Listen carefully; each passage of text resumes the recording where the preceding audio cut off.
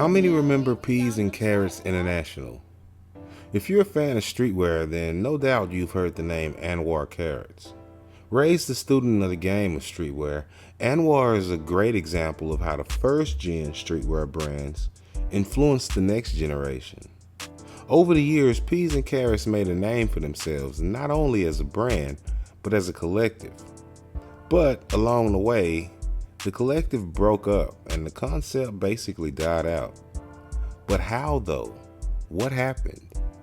I'm Nate the Great from TakeFlight214.com, and this is the rise and fall of Peas and Carrots International. But before we get started, don't forget to hit that like button for me. It helps us grow as a channel, and we can't do it without you guys' help. But with all that being said, let's get into it. Anwar's introduction into the world of streetwear all started in July of 2004 when his family moved to Los Angeles. Originally, he started out on the modeling side of fashion. Anwar recounted how his dad wanted to live vicariously through him, and the modeling thing was more his idea. Convinced that his son was on the brink of fame, Anwar's dad decided to move the family across the country from Trenton, New Jersey all the way to LA for more opportunities.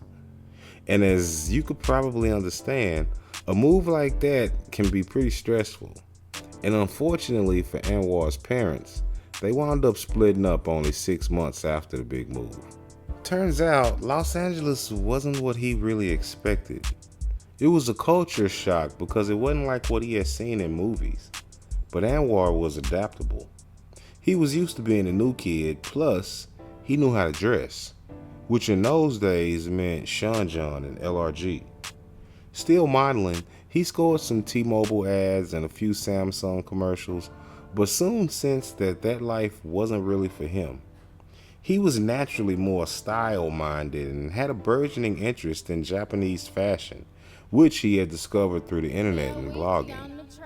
He'd been put on in stores like Billionaire, which was then on Melrose, but his affinity for Bape eventually led him to Union, which was an official Bape retailer. This is where Anwar got his first taste of global streetwear through an LA lens. Before then, he had never seen hoodies and sweatpants that cost so much. And like many other hypebeast kids of the day, he hung around the stores asking the workers countless questions, thirsty for as much knowledge as he could soak up. He was looking for things to keep himself busy, so Anwar tried the streetwear game as a hobby. How exactly? Well, he started selling fake Bape, of course. His mom's new boyfriend, now husband, Stefan Deemings, worked as a hair department head and key stylist for movies and television, with credits such as Boys in the Hood and Love and Basketball. Deemings introduced Anwar to Jasper Watts, who ran a brand called Rogue Status. And you know, I actually forgot about them, so I gotta add them to the list and do something on them soon. But anyway, soon after he began working there, streetwear became his life. Weekends and evenings were spent in the Fairfax district.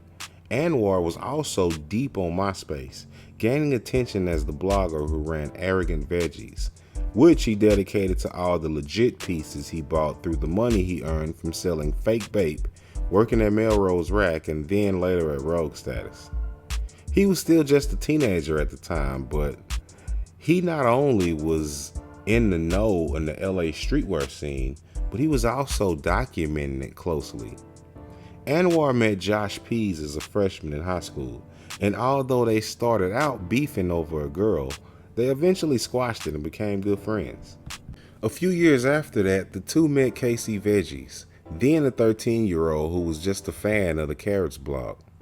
When Peas and Carrots learned Veggies could rap, they decided to start a brand and a creative collective. Anwar actually gave all of them their names: Carrots, Peas, and Veggies. Not because of an obsession with produce, but an awareness of how people remember things. He wanted names that were simple, could be associated with each other, and sparked pleasant imagery and thoughts. The goal was to be the West Coast version of G-Unit. And for a while, it was working.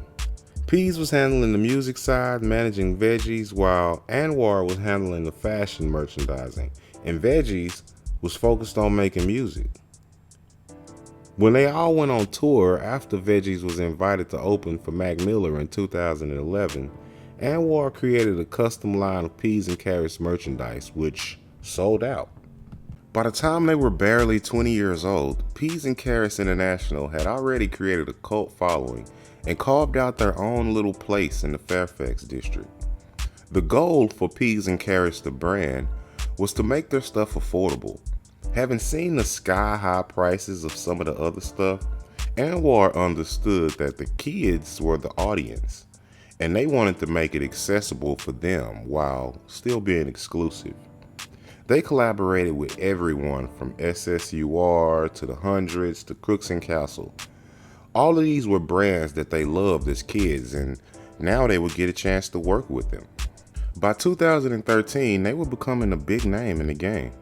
They were getting press all over the place, there were collabs coming out, and they were looking like they might become a mainstay for a while.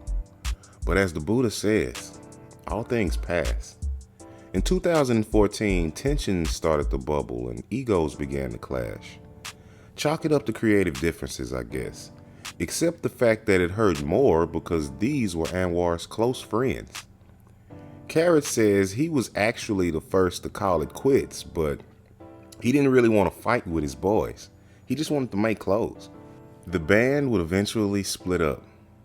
Peas moved on, becoming a marketing manager at Amazon Music, and Veggies continued his rap career.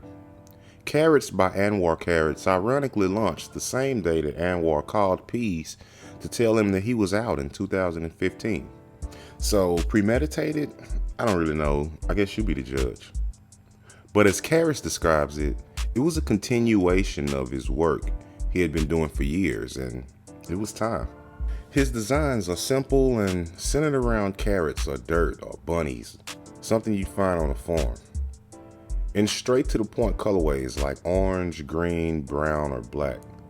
He created his own visual language, one that a variety of people can relate to, and a variety of companies can see themselves working with. The logo is also a reflection of the kind of creative director and person that Anwar is. Casual, down to earth, go with the flow. Quote, "I don't have a design philosophy," he said. "I don't have a mood board. I pull references based on what I wanted in the past as a kid." And in the years since he launched Carrots by Anwar, he's become a kind of collaborator-in-chief in LA and beyond. He amassed mentions everywhere, from Hypebeast to Complex to GQ. And in 2017, the New York Times featured Anwar in its Up Next series, dubbing him, quote, "the Martha Stewart of streetwear." I don't know if that's good or bad, but he ran with it. The Carrots logo has become shorthand for the spirit of collab in its own right, and not just in traditional streetwear or fashion. Anwar basically continued the tradition of collaboration that he had with Peas and Carrots, and has worked with everyone from K-Swiss to the Hundreds again, Champion, Grillo Pickles, and Caseify. In fact, he's only ever said no to a collab once because the brand didn't necessarily align with his style. When asked, he stated, "The whole reason for being in this space is to make products. So why does it really matter who you make products with?" While Carrots refused to be stuck in the past, he has found a way to be informed by it, almost as a measuring stick for how far he's come. Josh Pease relates to this too, stating, quote, "At the time, we didn't even really think of what it would be. We were just like, yo, this is a cool little idea. So many people we grew up with fell off and lost their way, and we were able to accomplish our dreams. And at the end of the day, that's really all you can ask for." But what do you think? Were you a fan of Peas and Carrots back in the day? Hit us up in the comment section and let us know. Also, if you made it all the way through the video, we definitely hope that you hit the like button for us. Liking and sharing these videos is the best way to get the YouTube algorithms to notice us and to continue to help us grow. And if you want to be updated whenever a new video drops, don't forget to hit the subscribe button and then the notification bell. That way you'll be dinged whenever we drop another one. But with that being said, I'm Nate the Great from TakeFlight214.com, signing out until next time. Peace.